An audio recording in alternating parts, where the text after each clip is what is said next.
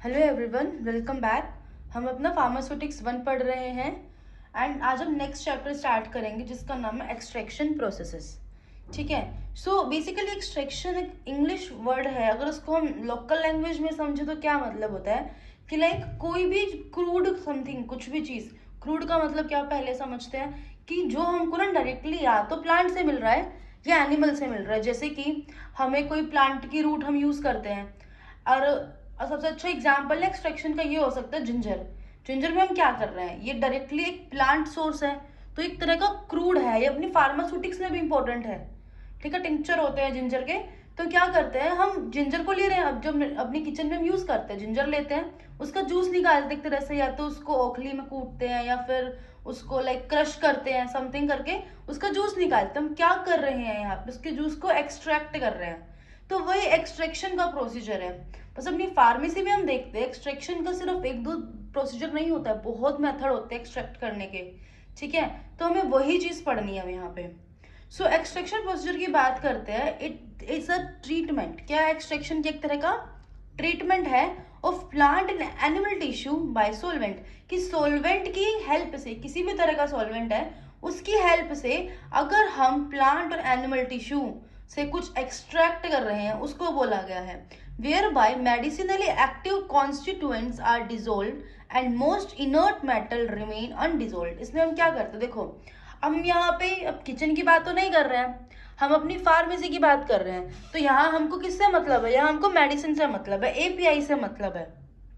तो अब हम क्या करेंगे, इसके अंदर क्या बोला गया, जब हम एक्सट्रैक्शन करते हैं एनिमल या प्लांट टिश्यू से एक सोलवेंट की हेल्प से, उसमें हम करेंगे क्या, जो कोई भी उसके अंदर मतलब प्लांट एनिमल के अंदर मेडिसिनली एक्टिव कॉन्स्टिट्यूएंट्स है ना, उसको निकालते हैं।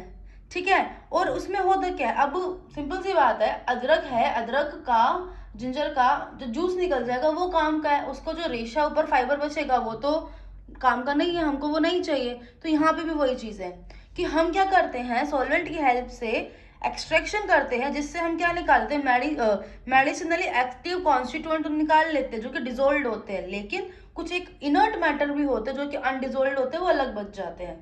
ठीक है, तो solvent used for extraction cold menstruum.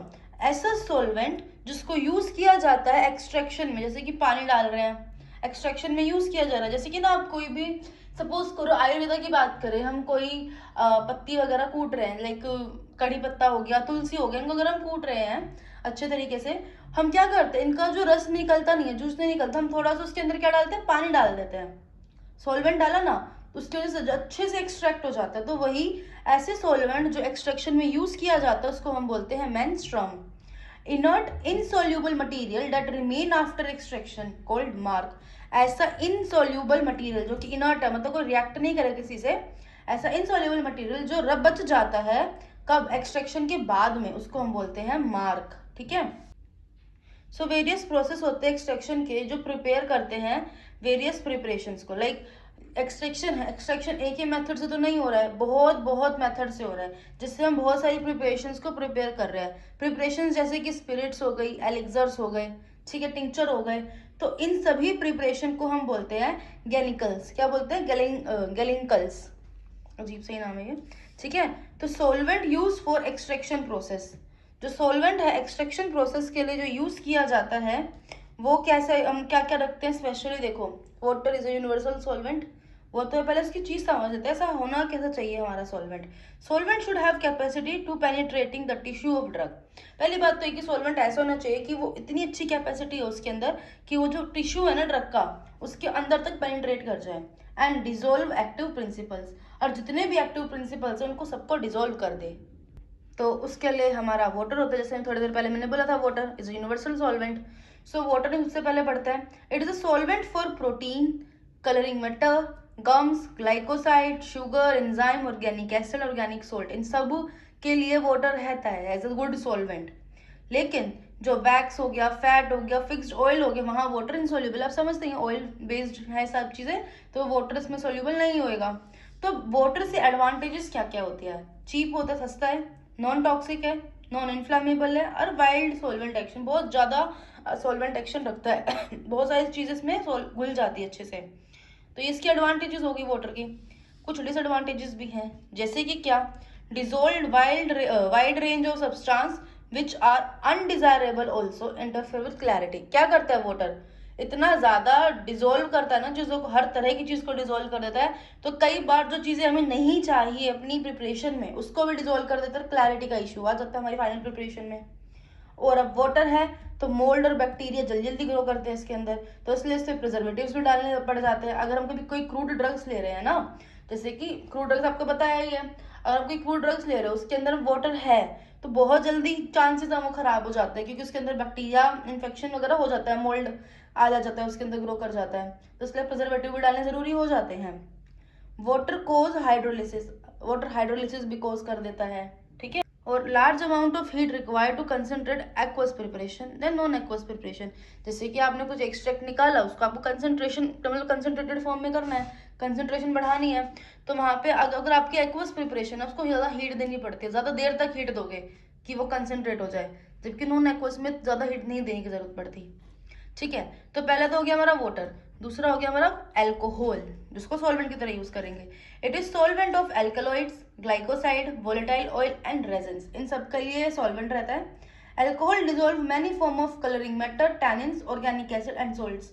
तो एल्कोहल कलरिंग मैटर को भी डिजोल्व कर लेगा, टैनिन को भी एंड ऑर्गेनिक एसिड को भी। बट जो एल्कोहल डिजोल्व नहीं करेगा, which are gums, wax, fats, fat sol and sugar, इसको डिजोल्व नहीं करता एल्कोहल, ठीक है। तो अब इसके एडवांटेजेस क्या है, bacteria and mould can not grow in solution which alcohol concentrated 20% और मोर, जो कि वाटर के साथ प्रॉब्लम थी कि उसके अंदर बैक्टीरिया और मोल्ड ग्रो कर जाते थे, लेकिन जब हम सॉल्वेंट के लिए अल्कोहल लेते हैं तो उसके अंदर ना बैक्टीरिया ग्रो करता है ना मोल्ड ग्रो करता है। कब, जब हम अब जो अल्कोहल है उसको 20% से ज्यादा लेंगे। सैनिटाइजर में भी क्या था, अल्कोहल ही था ना, कि हम अपने बैक्टीरिया को, जर्म्स को किल कर रहे हैं, तो ऐसे यहाँ पे भी है, तो इसलिए बैक्टीरिया मोल्ड ग्रो नहीं कर पाते। It is neutral, so extraction product obtain from it compatible with other products. क्या मतलब, अब अल्कोहल है न्यूट्रल फॉर्म में रहता है, तो जो भी आप एक्सट्रैक्ट करोगे ना प्रोडक्ट्स, वो हर दूसरे प्रोडक्ट के साथ भी रिएक्शन करने में, कुछ नई चीज बनाने के लिए कंपैटिबल है, अल्कोहल के मिल जाने से उसमें कोई फर्क नहीं आ जाता। It is non toxic in concentration, ठीक है, ये नॉन टॉक्सिक होते हैं लिमिटेड वे में ही, मतलब लिमिटेड कंसेंट्रेशन में ये नॉन टॉक्सिक है। Small amount of heat required to concentrate alcoholic preparation, जैसे अभी हमने ऊपर बात की थी, जो एक्वस प्रिपरेशन होती है उसको ज्यादा अमाउंट की हीट चाहिए होती है, ज्यादा देर तक हीट चाहिए होती है कंसेंट्रेटेड फॉर्म आने के लिए। अल्कोहल के साथ ऐसा नहीं है, इसको कम हीट चाहिए होती है। अब इसके भी कुछ डिसएडवांटेजेस होंगी, जैसे कि preparation become costly due to cost of alcohol, alcohol महंगा आता है, वाटर सस्ता आता है, तो अल्कोहलिक से जो भी हम कुछ एक्सट्रैक्शन का प्रोडक्ट बनाएंगे वो भी तो कॉस्टली हो जाएगी। Solvent like ether, chloroform, petroleum rarely use for extraction of active constituents from crude drugs, ठीक है। जैसे कि अल्कोहल के ही उसमें हम देखते हैं, अल्कोहल का जो सॉल्वेंट लेते हैं जैसे कि ईथर में, क्लोरोफॉर्म में, पेट्रोलियम में, वहां उसको यूज नहीं करते, रेयरली यूज होती है, ठीक है, for extraction of active constituents from crude drugs, ठीक। तो ये हमारा डिसएडवांटेजेस हो गया अल्कोहल को लेके। सो यहाँ पे अभी हमने अल्कोहल और वाटर के बारे में पढ़ लिया, सॉल्वेंट के बारे में हो गया है। नेक्स्ट वीडियो में एक्सट्रैक्शन के प्रोसेसेस के बारे में पढ़ेंगे, किस किस तरह की डिकॉक्शन होता है, बहुत तरह तरह के हैं, उसके बारे में हम पढ़ेंगे। तब तक के लिए kindly like, share, subscribe, bye bye.